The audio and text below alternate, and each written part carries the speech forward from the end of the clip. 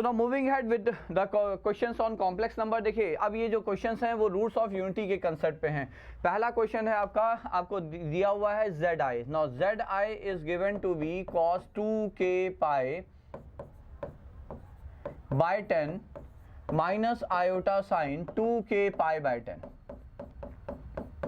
Okay, for i या for k तो इसे हम zk लिख लेते हैं। चलिए let me write it as zk because i नहीं वेरिएबल है, यहाँ k वेरिएबल है। तो for k goes from 1 to 9।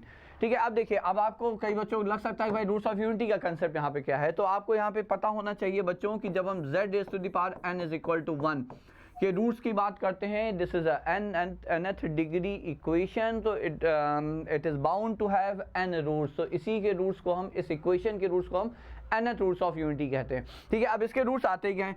इसके रूट्स होते हैं z is equal to 1, of course 1 is a root of it, by 1 raise power n is 1 always, alpha square and dot dot dot alpha raise to the power n minus 1। Important ये है कि यहाँ पे alpha क्या होता है? Alpha होता है आपका cos 2 pi by n plus iota sign 2 pi by n, समझिएगा। ठीक है, तो ये अल्फा है। इन जनरल यदि हम यहाँ पे alpha raise to the power, मान लीजिए हमने k लिखा, तो यही आने वाला है cos 2k pi using de Moivre's theorem by n plus iota sine 2k pi by n बच्चों। ठीक है, now you compare this with this one.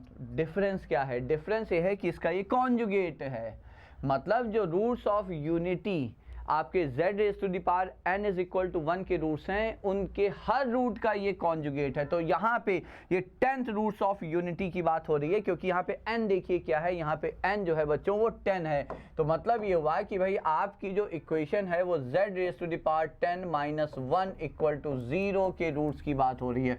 अब इनके रूट्स की यदि बात हो रही है तो कुछ प्रॉपर्टीज आपको रूट्स ऑफ यूनिटी की बिल्कुल अच्छे से पता होनी चाहिए, and that to like the geometrical properties.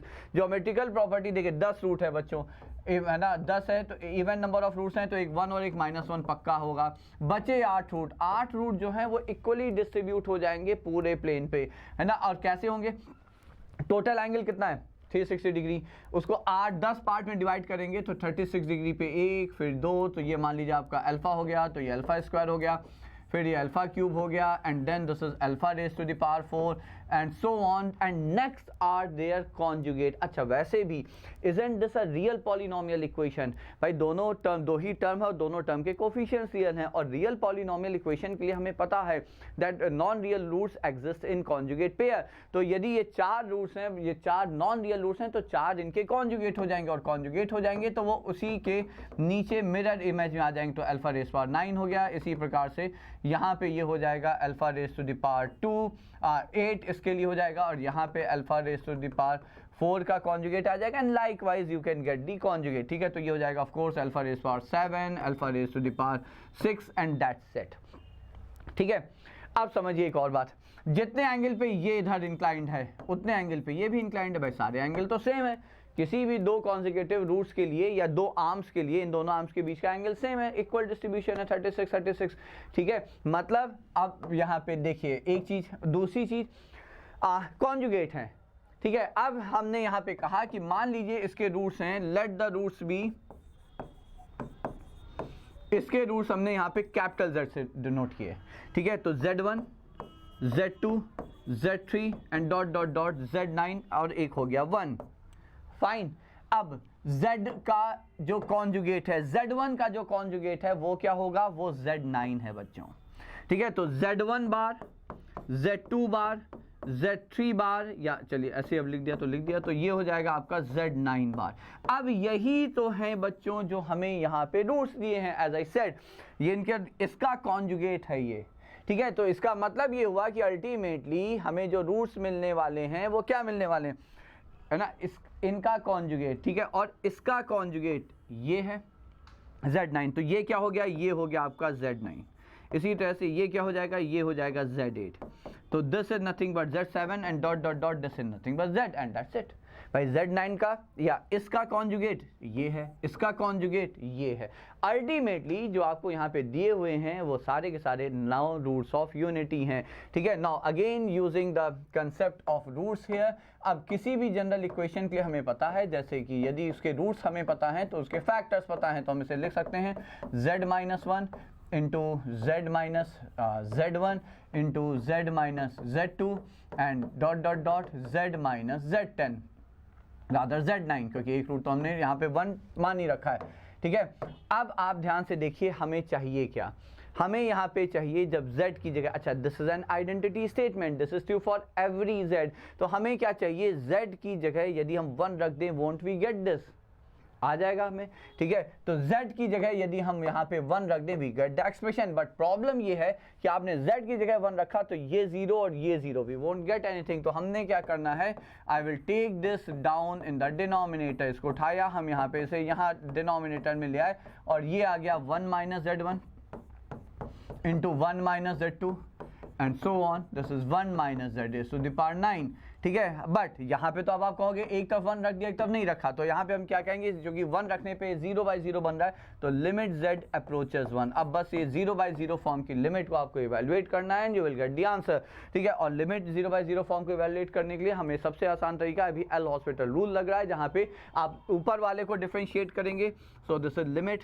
As z approaches 1, ऊपर को डिफरेंशिएट किया with respect to z of course, so z 10 times z is power 9 minus 1 का डेरिवेटिव 0, नीचे आ गया 1, ठीक है, and then you put value of z here which is 1, तो ये आ जाता है 10, तो इसकी वैल्यू कितनी हुई 10 से यदि आप डिवाइड कर देंगे तो इसका आंसर आ जाता है 1, so the answer is nothing but 1 here.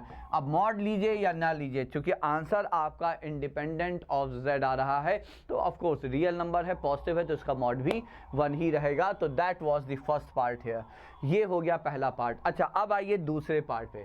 दूसरा पार्ट में आप यहाँ पे जो देख रहे हैं the value the summation, summation हमें किसका चाहिए, समेशन हमें रियल पार्ट ऑफ रूट्स का चाहिए, रियल पार्ट ऑफ रूट्स का चाहिए। तो अच्छा इसी के लिए हमने यहाँ पे एक चीज़ जो दिख रही थी हमें ऑब्जर्वेशन में, वो हम आपको वापस रिपीट करते हैं कि इसको और इसको ध्यान से देखिए, जितना ये यहाँ से इंक्लाइंड है उतना ही ये निगेटिव रियल एक्सिस से इंक्लाइंड है, ठीक है। मतलब जितना इसका रियल पार्ट होगा उतना ही इसका रियल पार्ट होगा, बट निगेटिव डायरेक्शन में।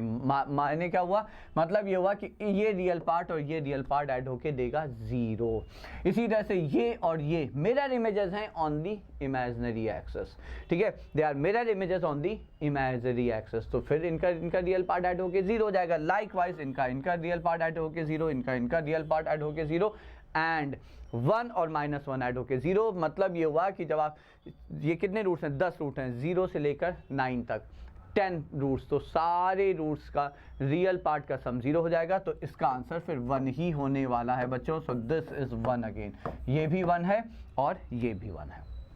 सो that was the question exactly based on roots of unity. I hope आप बच्चे लोग सारे समझ गए होंगे। Now moving to the next question है।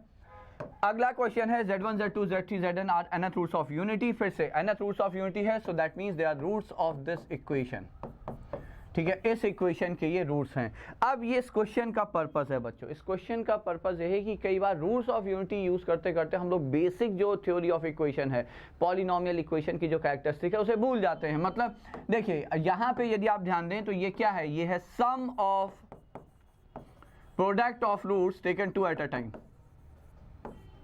Product of roots taken 2 at a time.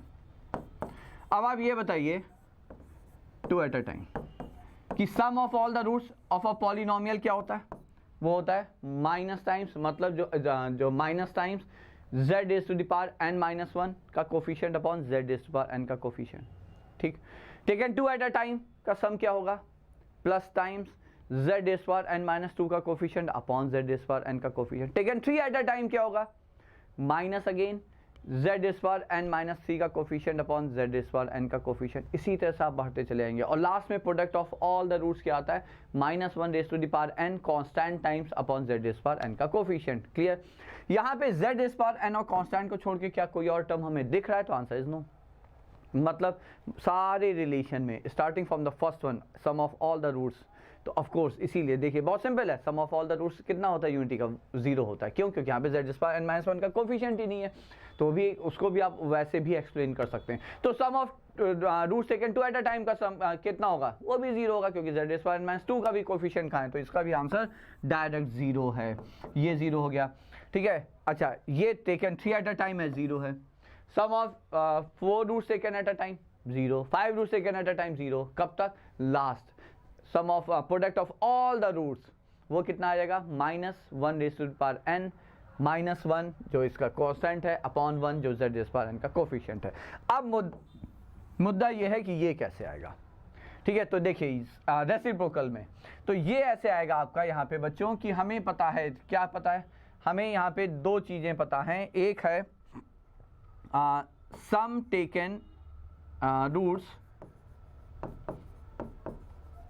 Taken n minus 1 at a time, ये क्या होगा, 0।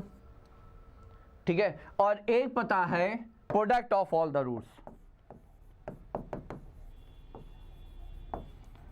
वो कितना है, वो है -1 raise to the power n into -1, तो ये हो जाएगा n+1, ये हटा देते हैं। ठीक है, अब यदि हम इसको इससे डिवाइड करें, है ना, तो let me take a slide here, right. अब यदि हम ऊपर वाले को देखिए, ऊपर वाला है क्या एक्चुअली, ऊपर वाला ये है z1 z2 z3 dot dot dot zn-1, take n-1 at a time. कितने ऐसे टर्म होंगे, n टर्म्स होंगे, nCn-1 है या nC1 इज n। ठीक है, या हम लिखें z1 z3 z4 dot dot dot zn, या z1 z2 z4 dot dot dot zn, so on and so on, n terms, और ये है 0। अब इसको यदि हम both the side divide by z1 z2 z product of all the roots, तो जब हम इसे डिवाइड करेंगे product of all the roots से, सब में एक एक टर्म बचेगा डिनोमिनेटर में। ठीक है, और चूंकि इधर आपका 0 है, यहाँ पे -1 रेज़ टू पावर n+1, कुछ भी लिखे क्या फर्क पड़ा है, 0 point thing 0। And here what are we going to get, we are going to get like, यहाँ पे बचा 1/zn, यहाँ पे बचा 1/z2, यहाँ पे बचा 1/z3 डॉट डॉट डॉट, सारे रूट्स के रेसिप्रोकल का सम आ जाएगा, and ultimately this is nothing but 0। So that's it. तो this question was actually based on the concept of roots of a polynomial equation. ठीक है, जिसको कि हमने रूट्स ऑफ यूनिटी की इक्वेशन से मर्ज करके कुछ और पर्सपेक्टिव ऐड हो सके आपके उसमें रिलेटेड टू दिस चैप्टर, इसलिए ये क्वेश्चन यहाँ पे डिस्कस किया बच्चों।